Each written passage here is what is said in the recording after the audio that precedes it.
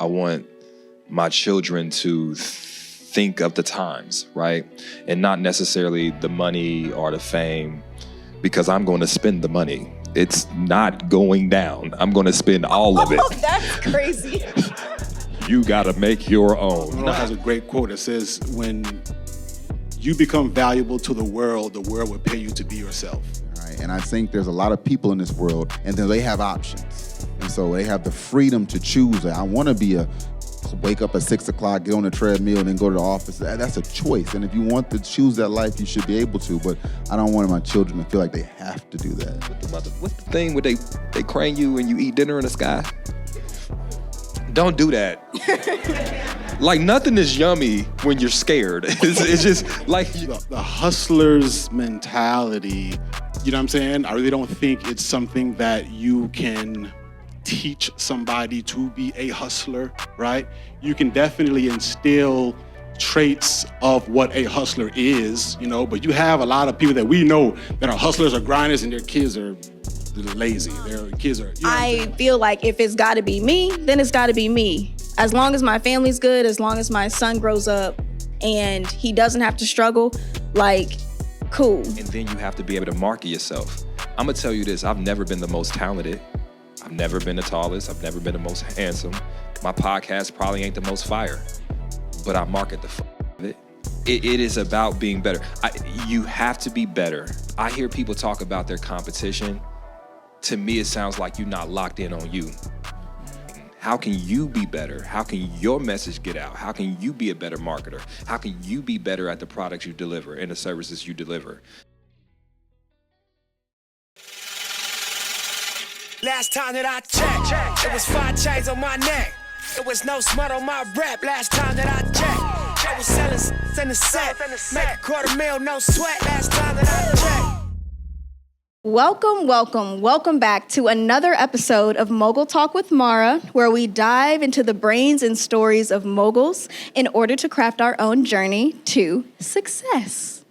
All right, here with me today, I have Mr. Al-G Sillah, I have Jamin Butler, and the one and only Ace Metaphor. How y'all feeling? Right, blessed. Amazing. This is beautiful, Sam. Thank you. Really good job. Okay, so for this panel, I really want to dive into, so first of all 3 of you have served in some capacity as a mentor to me, right? Even if you didn't know it. Okay, so I think that when we dive into this conversation right here, I really want to go to the basis of where you started at, right? Where this hustle came from, where this grind came from, because all of you are on your grind, all of you are hustlers, all of you are entrepreneurs, innovators. And so I really want to talk about where that came from, okay? So my first question to my amazing panelists, when you think about the kid that you were, right? That kid that you were, think 20, 30 years ago. I don't know how old y'all are. These are young men right here, okay? Young men. Would that kid be proud of who you are today? Jamin? Al? Yes. With caveats. So I haven't bought my mama that island yet, and that was the goal, right? That's kind of the genesis of the hustle. My mama was a registered nurse, born and raised Wilmington, North Carolina in the 40s, and she brought all that history along with my great-grandmama with her. So all that, what they struggled, all their goals and ambitions for my life, it plays like the movie in the back of my head every day, right? And living up to their ideals is why I get up every single morning and why I go to bed late every night, focused on accomplishing these goals to make them proud. Yeah. I absolutely would think that young kid would be proud, because 30 years ago, we were homeless. We were living in a homeless shelter. My dad had walked out, you know what I'm saying? My mom, she's from Africa, so she's trying to figure out this whole world, and it was a lot going on. So like, right now, I don't even think that kid would kind of believe, you know what I'm saying, what's going on. But that also does keep me, it gives me a sense of security that's why I need to kind of keep doing what I'm doing, right? Because we were all that kid at some point, and so a lot of times it kind of gives me accountability to that kid. You know what I'm saying? That's a short version. I ain't gonna start preaching. But yeah, so in short, yeah, absolutely. That little kid will be, he'll be ecstatic. For me, I would say yes, but for multiple different reasons. The first reason is growing up, I was the kid, you're going to end up dead or in jail. Ha ha, I'm not, all right? I'm not in jail and I'm not dead. So that's the first thing, because I hate to get this grim this early, but a lot of the people that I grew up with don't have that same story. And so being able to tell the naysayers no, that wasn't my story, that wasn't going to be my story, is part of the reason I feel like that child would be proud, right? Because you had a lot of people telling you couldn't. Like, for example, everybody told me I needed to get a real job. I said I wanted to sing and dance and entertain people for a living. Well, you need to get a real job then first. Like, go to school first, do this, do that, yada, yada, yada. But now for a living, I get to sing, dance, and entertain people, right? And so I think living in my purpose and that childhood dream that I have is one of the reasons why I feel like my child version of myself would be proud. Okay, and so just to give you guys some backstory, right, to who these men are, we've heard a little bit about like their childhood selves, but we have Algie, right? You are a producer, a first AD, director. Your films are seen on networks like All Black, BET, Lifetime, et cetera, okay? Clap it up.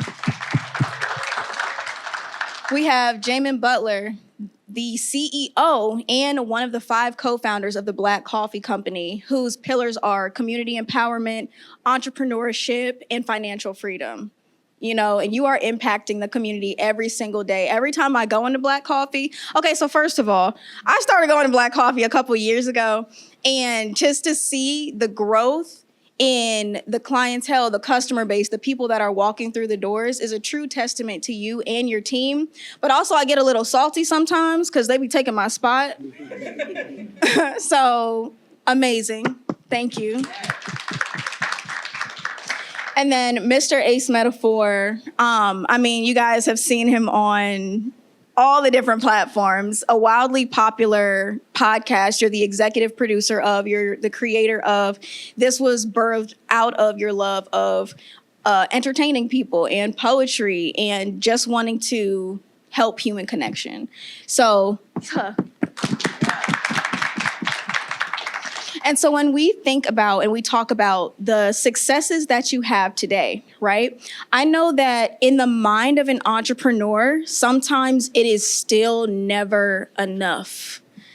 You always feel like, okay, I just did this really amazing thing, but it's not enough. Like, I want more. Do you still deal with that now? Is there still that sense of like, I want more. I still want more for myself. Like, I'm not done. Or do you feel... Yeah, I think with me, it's not necessarily it being enough for me. I think because with what I do in with my company, it's, I like to create content for the world, right? And that's, so the kind of content that we create is not necessarily, we don't do ratchet shit, right? Like, it's just, it's just when the kind of content that we create, we want to elevate people. We want to bring people together, community. So that's just from the film perspective. But when it comes to me as an entrepreneur, I don't necessarily get to a place where it's enough, because it's not like it's not a measurement that I'm doing, right? It's more so, this is my path. I've accomplished this along this journey, right? So I just continue to carry on my path. I personally feel like I'm never going to arrive. You know what I'm saying? Until like the day I die. Like, if I get to the point to where like I'm arrived, okay, well, why am I existing? You know what I'm saying? So I really, it's more so what it is that I'm trying to do eventually, right? Like, so the purpose, the plan, the vision, the mission that I have for myself, for my family, for my company. Okay, I have this goal. Okay, I've accomplished this goal. What's next, right? But the what's next is more so, okay, check what's next, as opposed to, okay, I'm there. You get what I'm saying? So in short, so I really want to stay true to my vision. That's the main thing about us and when we're talking about entrepreneurship and just for yourself, right? Because it's easy to have goals that we have in mind that we want to check off, but double checking, a lot of times those goals and those check marks are vanity.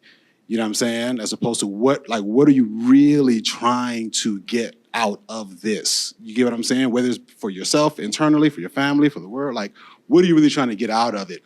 You know, and as you continue, you just got to continue pushing towards that goal. It's not going to stop, in my opinion. You get what I'm saying? Yeah, I love that comment about it being a journey and it's a destination that you're always working towards. For me, it's not a monetary goal of 1 million, 10 million, 20, et cetera. It's not a 2, 5, 10, 20 coffee shops and nationwide tours. I do want to do all of that stuff. That would be great. Yes, I want that. But really, it's a lifestyle that I'm creating, and it's not just for me, it's for my daughters. I want them to have a blueprint about how you should live your life and how you should go about pursuing your goals, and it's a constant, it's a consistent thing. I want to be able to practice what I preach. I tell them, y'all need to get up and you need to work hard and you need to focus, you need to work with your team and you need to work with your family. And I have to now demonstrate that. I have to actually live that because I can preach it all day, but if I don't live it, then it doesn't matter. And so for me, it's really a lifestyle of this is how you go about accomplishing your goals while incorporating your family, while being true to your community, and while solving problems for others and being, a pillar in the space. I think it depends on your level of ambition. And I think that's an internal core trait that you have. Like, every entrepreneur is different. Your goals are different. There is different plateaus, and you may be content there. And I'm going to tell you something, that's a good place to be at, right? When you're content with the goals and the achievements that you do have, and you like, you know what, now I can focus on family. I can focus here. I can focus there. I've accomplished my goals. One thing that happens when we have these chats, though, is that I'm going to talk about my ambition, and then you're going to compare it with yours and think something is wrong with yours. No, yours is perfectly fine if you're perfectly happy doing that thing you have really great time with, right? You don't necessarily have to scale to a nationwide tour if that's not your goal. Maybe it is just one coffee shop, maybe. But then when I talk about myself, I'm ambitious as fuck. Can I cuss? I'm sorry. I am. And it is never enough for me. I always want more. And oftentimes it does get in your way and it clouds you because you don't enjoy the things that you do have. I've set my ass down for the last 30 days, right? And it made me miss some of the things that I routinely took for granted, right? And so living in the moment while the moment is happening is super important. We always think about the summit, right? You get to the top of Mount Everest and you like, oh shit, that's going to be the moment. No, you there for 10 minutes. The moment was climbing. The moment was who you climbed with. It was the time you took that break and you took that selfie and that picture. It was when y'all opened up your coffee and it froze and you didn't know it was gonna freeze because it's cold up there. And you laughed about that. That is the moments that we often take for granted. So I encourage, if you do got that level of ambition, to keep it, have it, but don't let it cloud the part that's the most important, which is the journey. All right? Because oftentimes, I'm gonna tell you something. Oftentimes you get to the point where, let's say you make your first $1 million, right? Everybody want to talk about the first million. And you make it and you realize shit don't change but your taxes, right? You got a slightly bigger house. You drive a slightly newer car, but you're the same you. And so I just want y'all to know that the journey is the most important part to whatever destination you want to get to. I have a question. Who in here knows like what they see at the end of their journey? Who has like a clear like visual in their mind of like what the end of that journey looks like? Okay. And this isn't a question of like, it's a good thing or it's a bad thing to not have that vision at the end. But I implore you to start looking at kind of like from our last panel, right? Mr. Omar has said that his family had a 300-year plan. I know, right? And I think that it's so important to, even if you don't know what the very end looks like, because, you know, life is what happens when we're busy making other plans, right?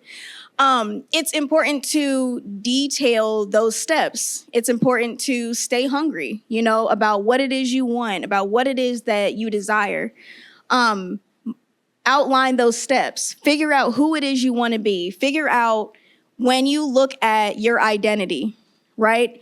Are you currently identifying? Are your habits currently identifying with the kind of person that you envision yourself to be in the future?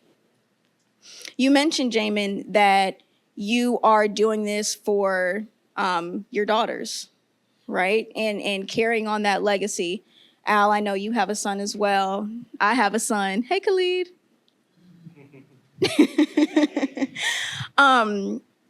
And so that leads me to my next question. Legacy, right? We all have something that we want to pass down to others, maybe not, you know.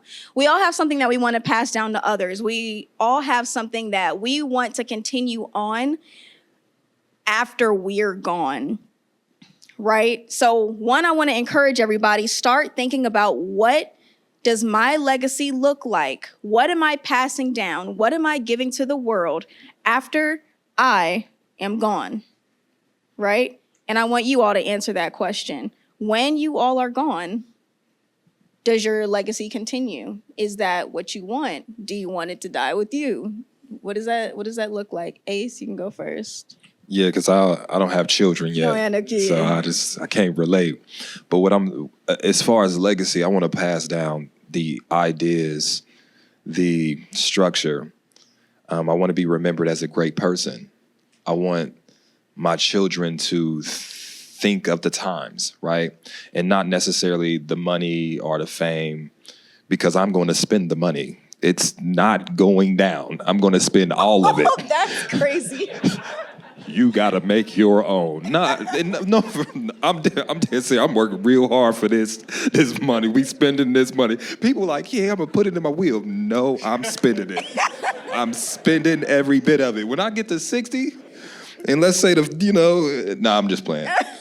I'm going to spend a large portion of it, but I'm going to pass some stuff down. But as far as legacy, though, it's more about those intangible things that I want to leave, but then also making that mark and doing something important.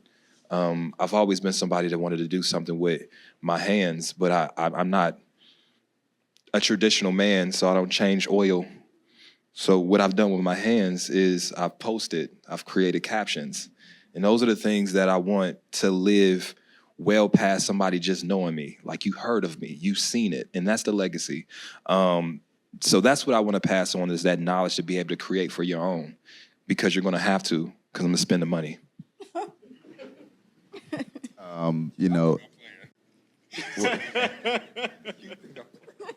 Listen, I just hope you let me hang out with you while you're spending the money.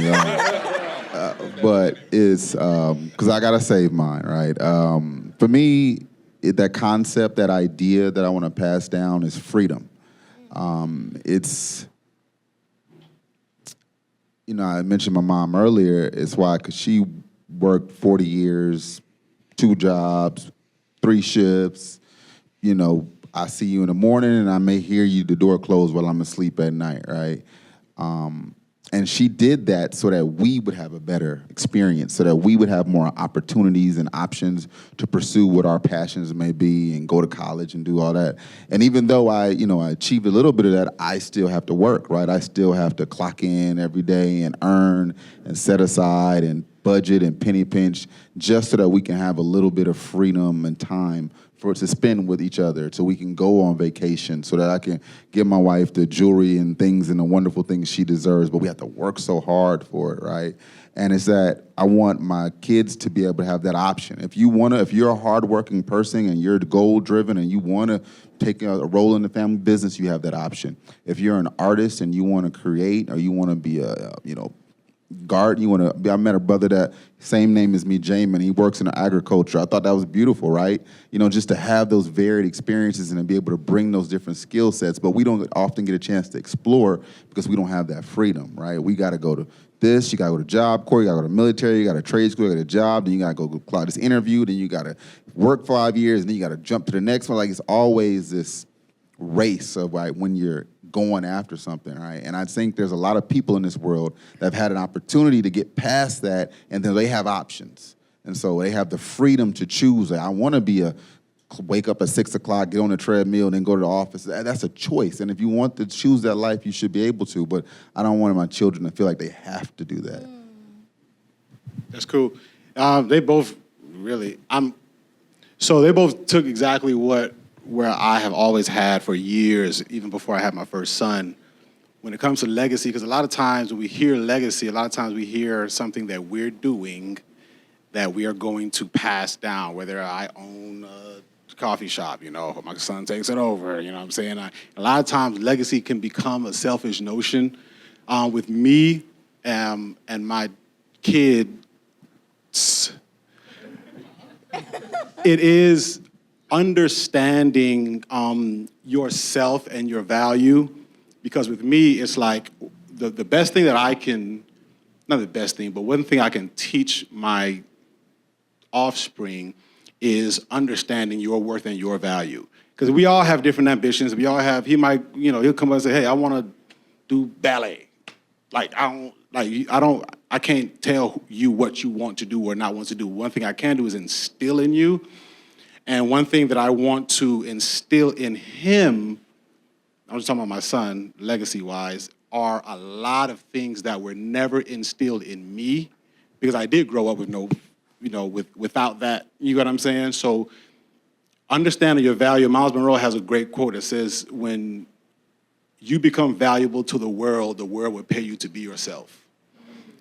Right? So really, really just understanding who you are as a person, because you can take that in any industry. You can take that and do anything. You know what I'm saying? It's the thing I can call Ace Metaphor, and there's a number that he ain't gonna get out his bed for. You know what I'm saying?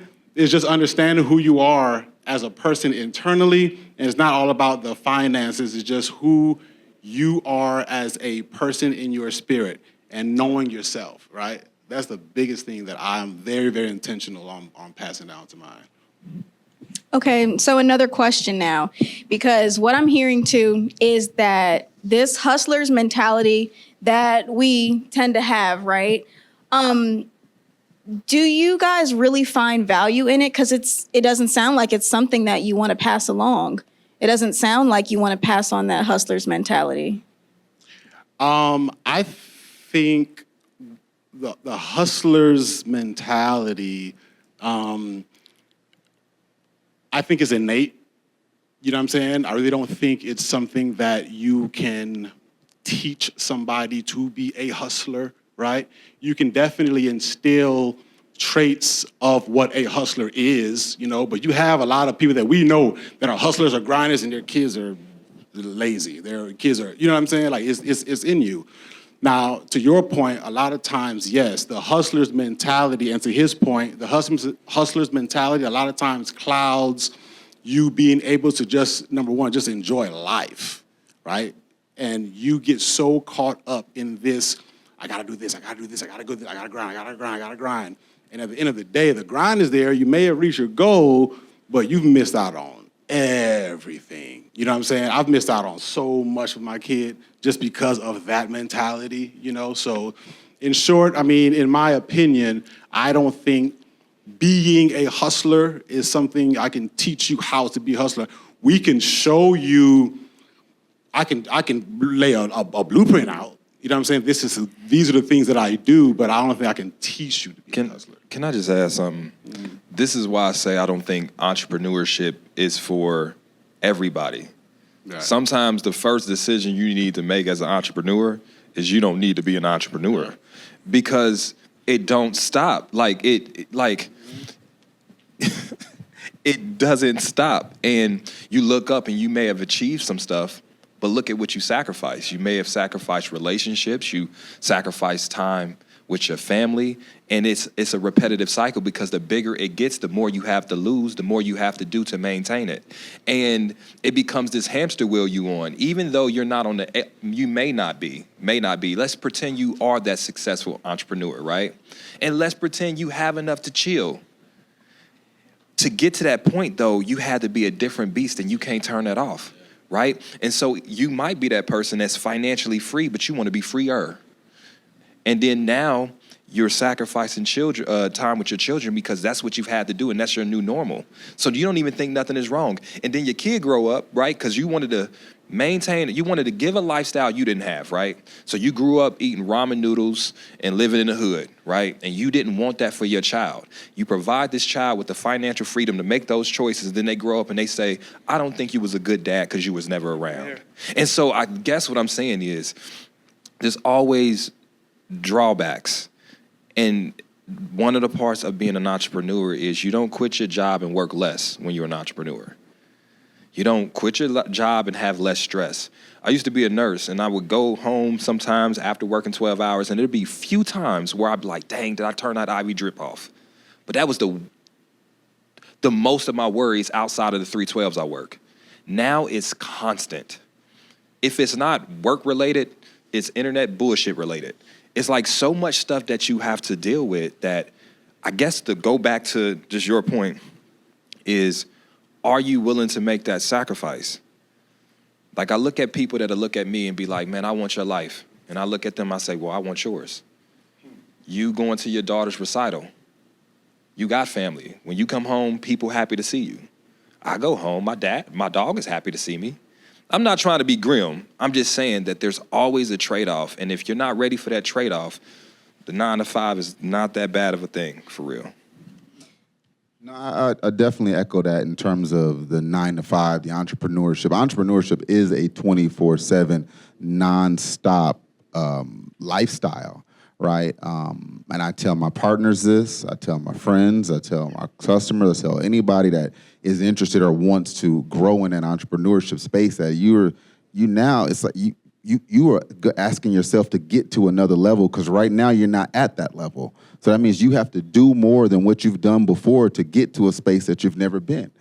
But I think there's a caveat with the sacrifice. I agree it's a huge sacrifice. Me and my wife, we talk about this all the time, right? The amount of time that we have to, because we work together. So we're both away from the home at times that we could be at home, waking up late with our daughter, going to do things and having good times. But we're at the coffee shop, making sure we got smiling faces and y'all get y'all lattes on time and your avocado toast because it's delicious. But that sacrifice, I feel like, yes, you have to sacrifice. Anything worth obtaining, it had to come with sacrifice, right? But once you get to a certain space about maintaining that success, now it's about being smart. It's about working smarter and not harder, having strategy, hiring people, right? Bringing in talent. That's where the space, I thank God that we've actually stepped into where we've been able to recruit and train and develop an organization and a team of people that all fit different roles so certain days we don't got to get out the bed at 7 o'clock in the morning, right? And so I feel like that's the option or the lifestyle that I want us to get to, and all of us. I feel most of Black and brown folks, when we're in the entrepreneurship, that hustler mentality, that comes with we scratching from the bottom, right? And so if you want to get from the bottom, you got to work harder than everybody around you and the folks that are already in position. But once you get there, you get to a space, it's now you working smart, right? You're leveraging the resources around you, the people, and you're working to maintain that position. So I think it's just there is an opportunity for balance, but you got to work damn hard to get to that space. So I want to touch on that a little bit more. So I would say right now, I'm in a space where I sacrifice a lot of the time that I would get with my son because I'm working so hard and I'm doing so much and I'm trying to create this life that I'm trying to create a life for him that where he doesn't have to see some of the same struggles that I did, you know. With that being said, though, I guess when you said, like, it depends on what you're willing to sacrifice, that hit me because I feel like I'm in a space where I want to, I feel like if it has to be me, then it has to be me. Like, if I have to be the one to sacrifice to make sure, like, my family is straight, to make sure my son grows up and he's in a, just a great space, like, and maybe this is, like, not the way to think, so, correct me, like, help me. I feel like if it's got to be me, then it's got to be me. As long as my family's good, as long as my son grows up and he doesn't have to struggle, like, cool. Even if it's, and he loves me, but it's like you weren't always there. Like, I struggle with that because it's like, I know that is something that he could say one day, is like, you were not always there. But everything else has been provided to you. So it's like, it's the trade-off, right? So it's like, yeah, but we had food and shelter. And some things, when you get older, you understand in retrospect, and you can kind of put. And so the one thing I want to say with that's an intentional sacrifice, right? You see it, you know it, and that's the one that you can kind of live with, right? Even if it doesn't pan out the way, but you knew it, you identified it, you knew it was happening. The sacrifices I'm talking about is oftentimes the sacrifices you didn't know was sacrifices. You didn't know what the price was going to be till you got there. So once you got to the summit, then you realize, oh man, I got frostbite, and now I'm losing my foot. I didn't know that was the sacrifice. Oftentimes when we're doing these things, because we are moving in such a hectic pace and it is all consuming, we are missing what the actual sacrifice is. So it may be you sacrificing your love life, dating. How many people got in school, getting degrees, working hard, and you ain't got time to find no man right now? You know what I'm saying? So now you get 30, 40, 50, and you still single. You didn't know at the time that was going to be the sacrifice. So I just encourage people to be ready to deal with that. Deal with the people that say, hey, man, you didn't give me enough time. And give them grace to experience that, because you're going to say, well, but you didn't go without. But that doesn't invalidate their experience. And that's one of the things I've learned about me being unavailable, especially I'm not a child, but in my previous relationship, it's just like, hey, I can reason, hey, look what we did. We went to Dubai. We did what's the thing where they crane you and you eat dinner in the sky? Don't do that. Like, nothing is yummy when you're scared. It's just like, but like, you can say that, but then it's like, dang. But what about those random Tuesdays and Thursdays that I was missing? What about, we didn't have children? And so it's just, what I said as far as the sacrifices, it doesn't mean it doesn't hurt. It doesn't mean that it's not salty when it happens. But I do believe that some of us wouldn't be able to show up for people in our lives if we didn't chase our dreams. And sometimes you gotta be unapologetic about that. Now, I'm gonna still say sorry because it sounds nice. But inside, I wouldn't be able to show up for you if I didn't take this path. And I got a life too. And sometimes you got to live your life as well. Thoughts? Yeah, so to go back to your point with the intentional sacrifice, right? In my opinion, it's like, when do you start to scale the sacrifice, right? Because like we're all saying, I have kids, I got to hustle, I got to grind, I got to make sure that they have a life that I didn't. So how long is that going to go for? Because we don't have a thing to where say, okay, I'm stopped, right? Before you know it, he's graduating high school. And you're still hustling. You're still grinding to give him the life that you didn't. So it's like, when does that scale happen, right? Almost to his point, it's like, hey, when you get to a certain point to where it's almost like milestones, right? You get to a certain point, okay, this is where I want to get to hire somebody else to be able to do this. Or this is where I want to get to be able to delegate this, but just the kind of people that we are, we'll just go. Mm-hmm. We'll just go. And we turn around and Khalid is this tall. You know what I'm saying? And you made it to 2 basketball games. You know what I'm saying? So it's like, when it's being intentional. I think secondly is, it sounds a little awry, but intentionally, and I'm just talking about as a parent. I can just speak for me as a parent. Being very intentional on when y'all probably gonna shoot me for this, but compromise your sacrifice. And because there's times where we grind so much, and he's been trying to get your attention, he's been trying to you actually gotta shut stuff down and tune in at home. Like there's gonna be a client you've been talking to for an hour and a half, you know what I'm saying, going on 2 hours, and he just wants a kiss before you go to bed.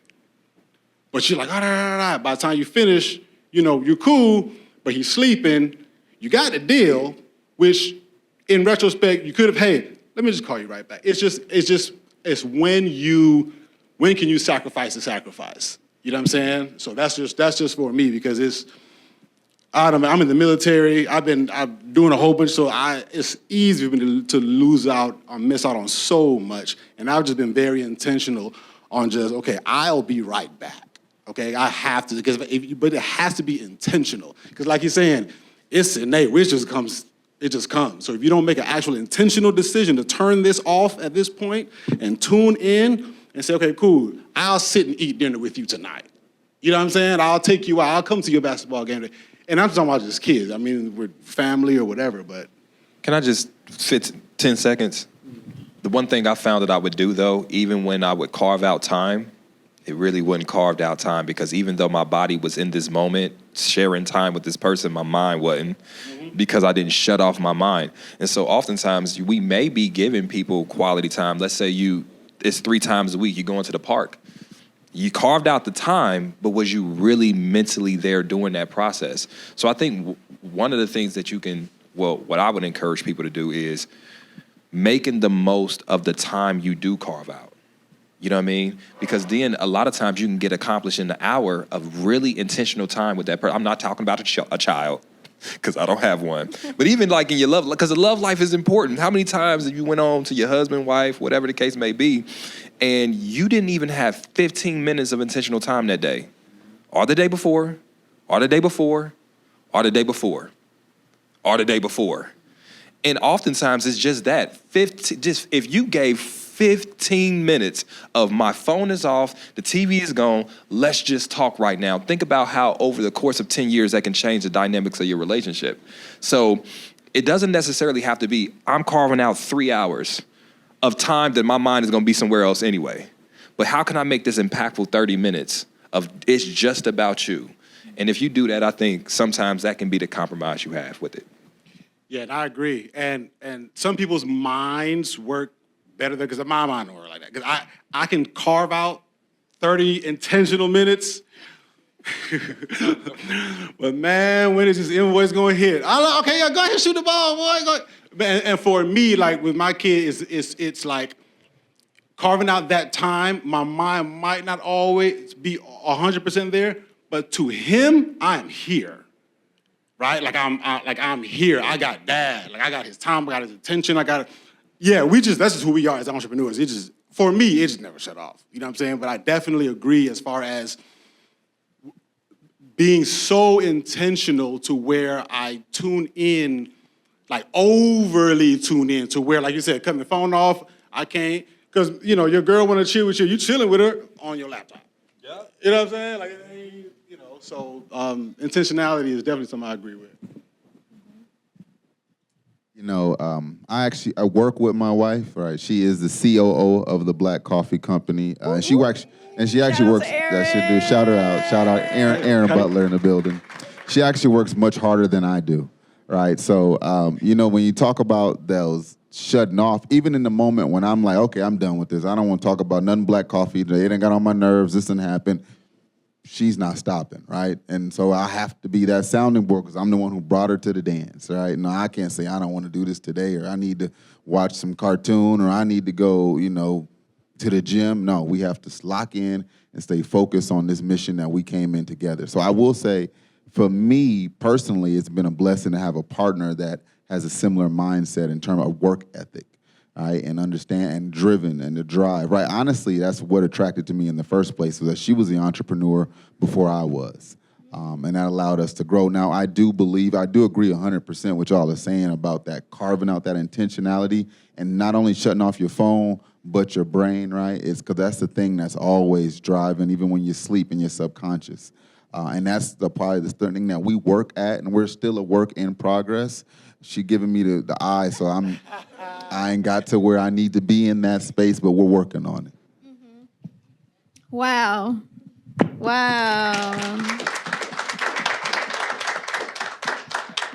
Okay, so my team is doing the hands at me again. So we're going to go into question and answer really quickly. Does anybody have any questions that they would like to ask? Come on up. Come on up. So I'm the owner and creator and CEO of Royal Print Entertainment. And my main question was, how do you scale a business in an overly saturated market? Be better. I mean, be better. Like, I'm not the first person to pick up a microphone. I'm not a first person to have a podcast. I'm not a first person to have a streaming service. And I'm not a first person to do live shows surrounded by a podcast.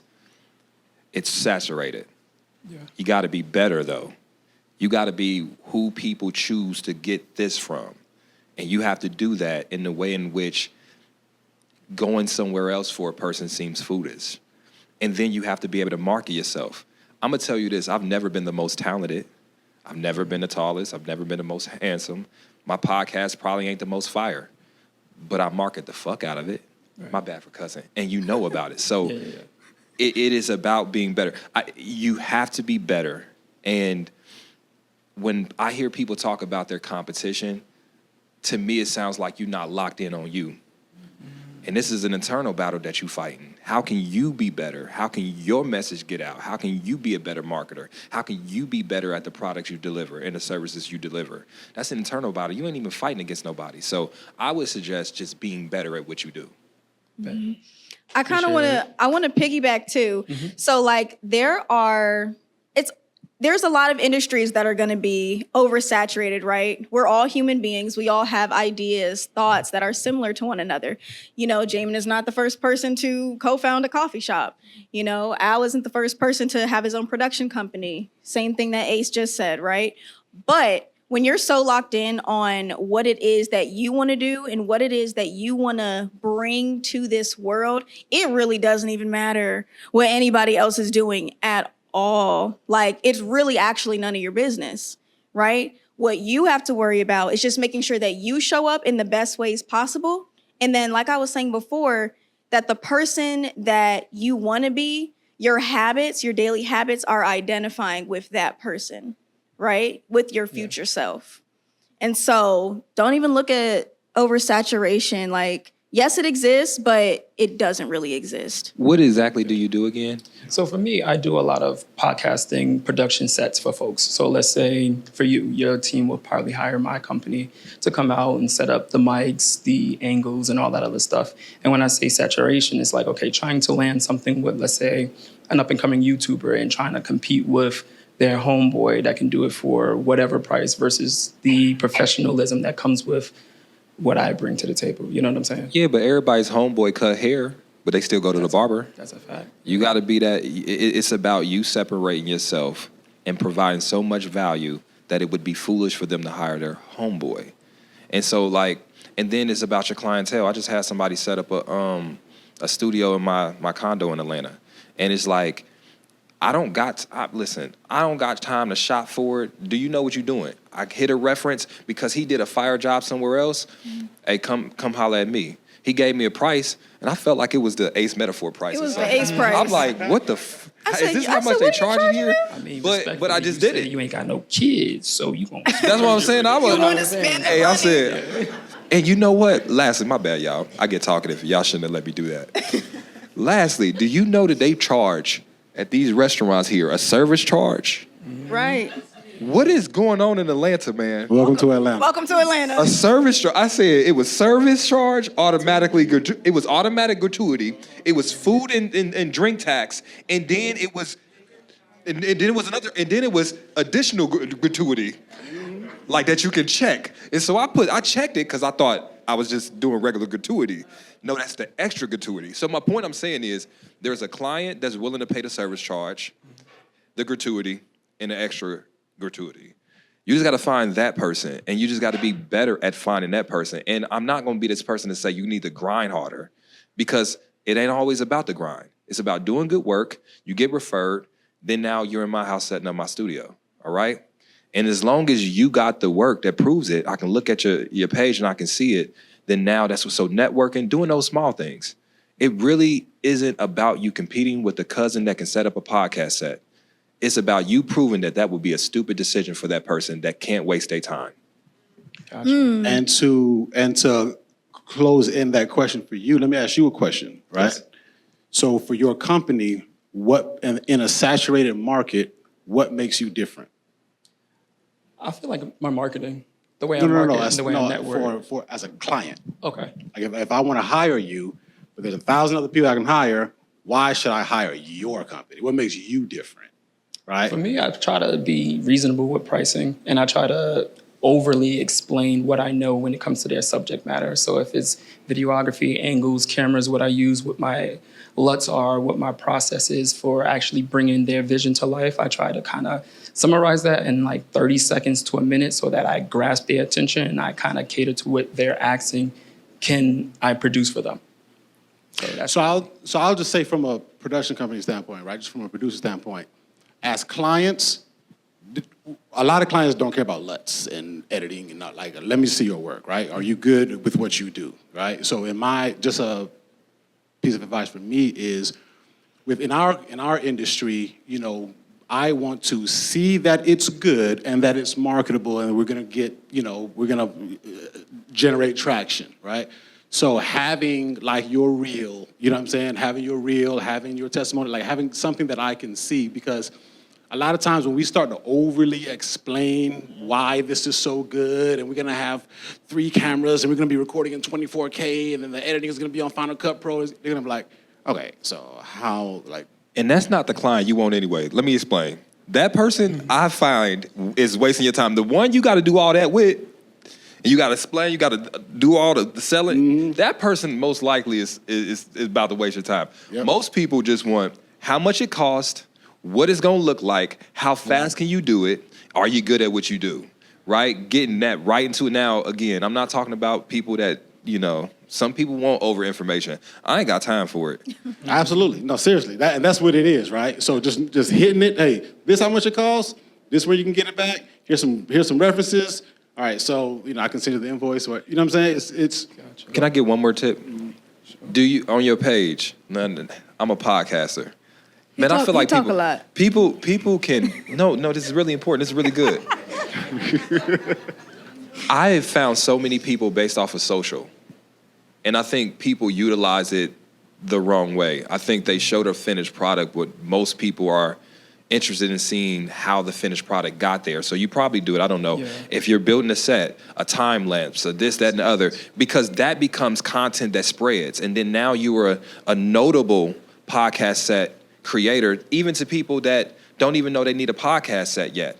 But because these videos in Atlanta have went viral or around the country have been viral, when I think of a podcast set designer, I think of you, because you tell your story. And let me tell you something. Most people are concerned about you as the person. When he asks, what makes you different? You, your voice, you are different. You the only you in the world. And I think people should lean into that more. So lean into being able to tell that story more, and that'll be part of your marketing going forward, especially in Atlanta, right? Facts. Appreciate y'all. Thank you. Thank you. Any other questions? We have one more question. All right, so we have established that entrepreneurship is nonstop. So what are some of the things that you have in place to make sure that your wellness is taken care of as a mogul? A routine. I'm a slave to my routine. I tell you, every day I got to get to my gym appointment at 6:15 a.m. because it's what starts my day. It charges me. It lets me get open those endorphins, get off any stress that I have. And now I feel like I've accomplished something no matter what challenges or plans I have for that day. I have something I've accomplished, and I'm working towards that goal. For me, that keeps me going. Then it's also the love of my loved ones and family and support of them, and making sure that we have those constant affirmations in the morning of, hey, I appreciate you, I love you, I'm proud of you, keep working hard, you're doing great. Before I was married, I would say those things to myself, right, to just reaffirm myself. But that process and that daily routine, my wife will say I'm a little delusional sometimes, but it helps me stay focused and appreciate my value. To kind of piggyback on that, I like to call it preventative maintenance, you know, so along with the routine, consistently doing a wellness check just on yourself, because us as entrepreneurs, we'll go, I mean, everybody has been on the set with me, you know, I just won't eat all day long, literally. I just don't, you know what I'm saying? Once we start shooting, it's just a wrap. So just finding time to be intentional on reflecting on yourself. Because we like to move like robots, but we're not. We're humans. We're flesh and bone, right? And oxygen. So if we don't take care of ourselves, a lot of times it gets so adverse because we think the grind.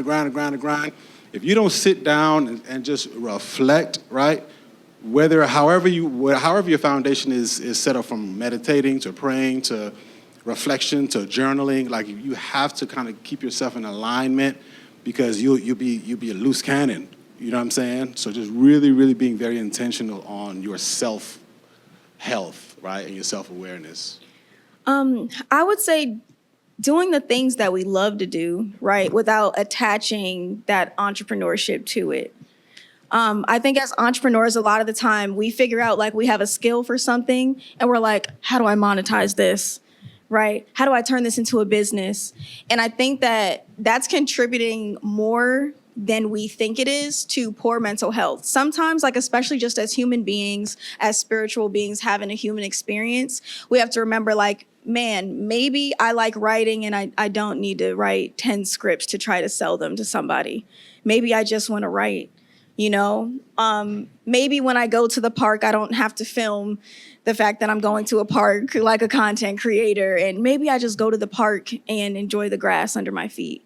So I think that as entrepreneurs, it's very easy to be like, oh, how can I make money off this, right? Because I'm good at it. But sometimes we got to just remember like, no, like I'm a human and I just like to paint sometimes, and I don't need to sell my artwork. I just need to paint.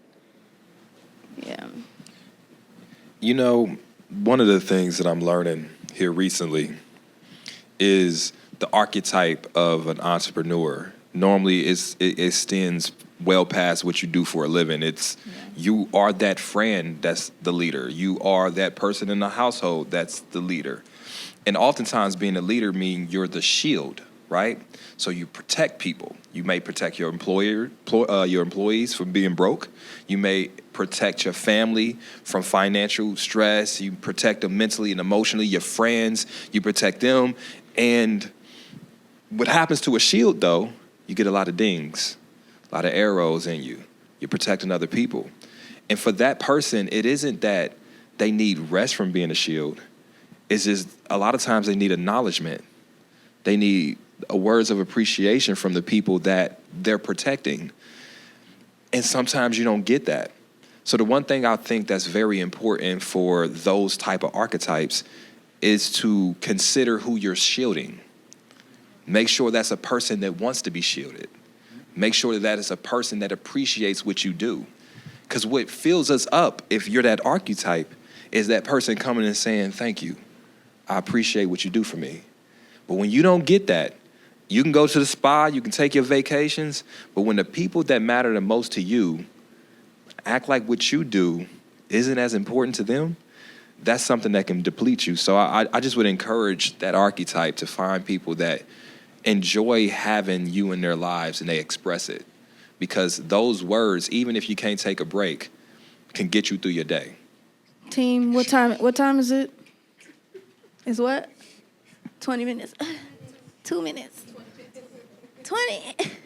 Okay. 2 minutes. 2 minutes on the clock. Thank you. 2 minutes.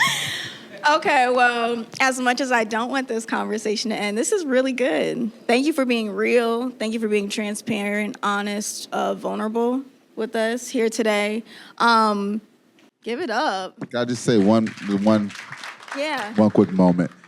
Sam first became a part of our community. I was like, okay, she's a content creator. Then I started paying attention. I was like, oh, no, she has a production company. Oh, no, she's a host. Oh, no, okay, she's a producer. And she's a director. All righty. This is a talent here, right? So I'm like, okay, what can we do to support her? I'm like, oh, well, we have a festival. Why don't we see if she wants to be a part of that, right? And she came in and killed it with our second Black Coffee Fest, hosted Mogul Talk, the first Mogul Talk. The very first Mogul Talk at Black Coffee Fest. She did such a good job. We brought her back for year 2, and she elevated, right? Just elevated the set. Everybody's seen it, and so proud of you. And just to come and be a part of this, I just want to say that you have a talent. It's a spiritual, God-given grace. So I know you feel like you are sacrificed. You do have to sacrifice, but Khalid is going to be very, very proud of the woman that his mom is and becoming. Thank you. Thank you. Thank you, thank you, thank you. Oh, baby. I love you. Oh, well, that has been another episode of Mogul Talk with Marah, where we dive into the brains and stories of moguls in order to craft our own journey to success. Thank you. Shout out to my studio audience.